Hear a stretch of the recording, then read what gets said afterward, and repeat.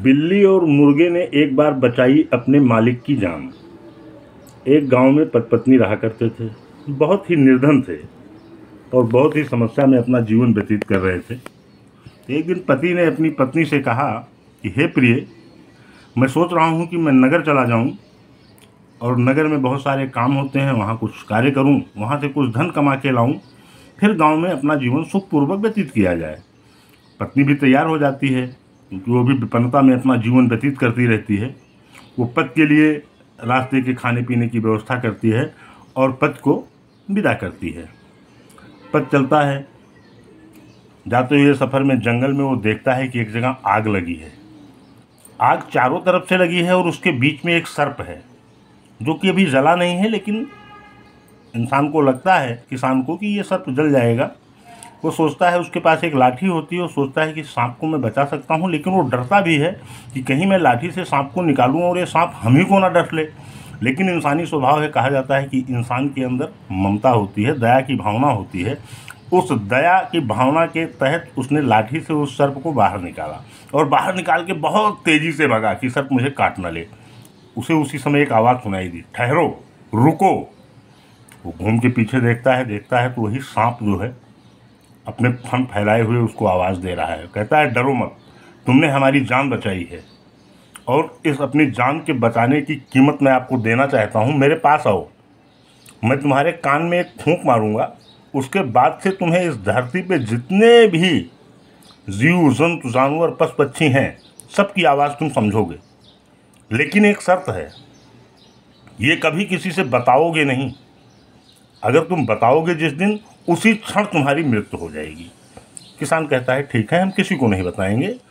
और सांप उसके कान में फूंक मार देता है। किसान फिर अपने रास्ते पे चल पड़ता है आगे। चलते हुए उनको थकावट आती है। एक पेड़ के नीचे वो छाया में किसान बैठ जाता है। उसी पेड़ के ऊपर तोता मैना की एक जोड़ी बैठी हुई थी।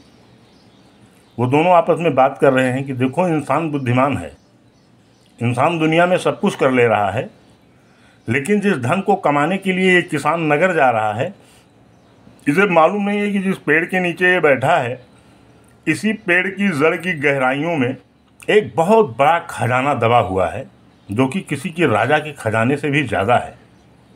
अब किसान को ये सब बातें समझ में आ गईं क्योंकि सर्प ने उसे कुछ ऐसा आशीर्वाद दिया था। किसान वहाँ खुदाई करता है।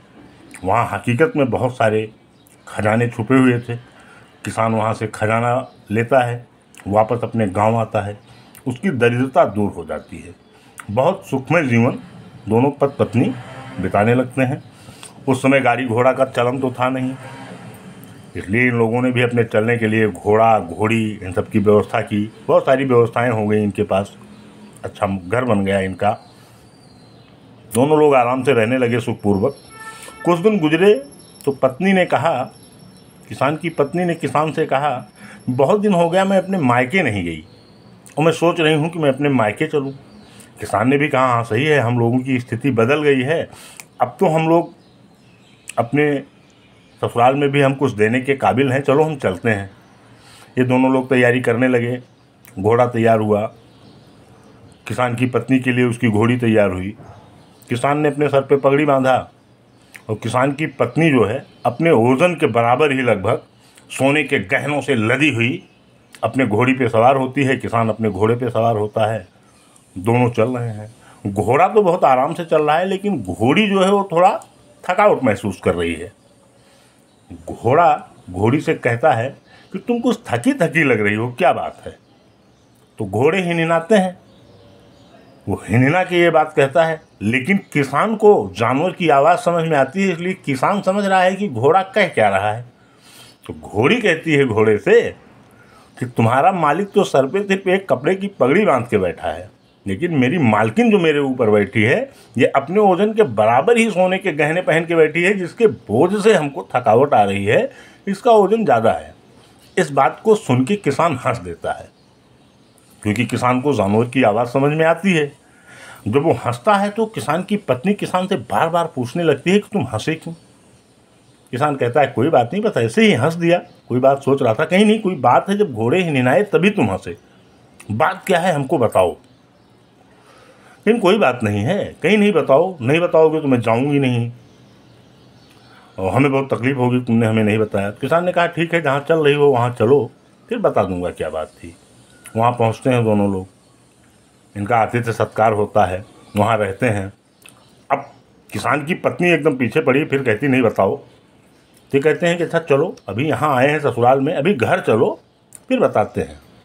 फिर ये दोनों लोग वहाँ से अपने घर आते हैं वापस। पत्नी फिर वही बात कहती है, नहीं बताओ, अगर नहीं बताओगे तो मैं जल और अन्न का त्याग कर दूंगी और अपना प्राण छोड़ दूंगी।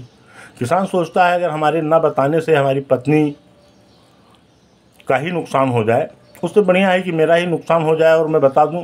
धन हमारे पास पर्याप्त ही है, हम ना भी रहेंगे तो भी इनका जीवन यापन हो ही जाएगा। तो किसान शाम को खाना खाता है, पत्नी से कहता है ठीक है खाना बना लो। खाना खाते हैं और खाना खाने के बाद हम तुमको बताते हैं बात क्या थी। किसान ने 2 जानवर पाल रखे थे, एक मुर्गा एक बिल्ली। कहा जाता है कि बिल्लियों को मौत से पहले एहसास हो जाता है कि कोई मौत होने वाली है। किसान जब खाना खाता है तो मुर्गा आके पंजा मारता है हाथ पे, परेशान करता है किसान को।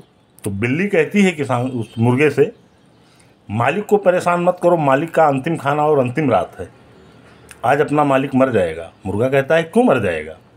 तो बिल्ली उसको बताती है कि ये बात है और ये बात जब ये अभी अपनी पत्नी को बताएंगे तुरंत इनकी मृत्यु हो जाएगी। तो मुर्गा कहता है मालिक साला चूतिया है, मैं अकेला मुर्गा होके कई मुर्गियों को संभाल सकता हूँ, ये इंसान होके अपनी पत्नी को नहीं संभाल सकता, अपनी पत्नी के लिए जान दे देगा और वो भी उस बात के लिए कि जिससे ही इसके घर की सारी सुख सुविधा और इसकी पत्नी को भी सारी व्यवस्थाएं मिल रही हैं। किसान का दिमाग घूमता है, किसान सोचता है कि बात तो सही है कि मैं एक व्यर्थ बात के लिए अपनी जान दे रहा हूँ, जबकि उसी वरदान के कारण हमारे घर की सारी सुख सुविधाएं हैं। किसान खाना खाता है, पत्नी फिर पूछती है बताओ। वो कहता है ठीक है तुम भी खाना खा के कमरे में आओ। किसान जाता है, बाहर से एक अच्छा डंडा लेके आता है, बिस्तर के नीचे रखता है। पत्नी खाना खा के अंदर आती है, फिर उसी बात पे अड़ जाती है, बताओ। कहता है छोड़ो कोई बात नहीं थी। फिर कहती है नहीं बताओ।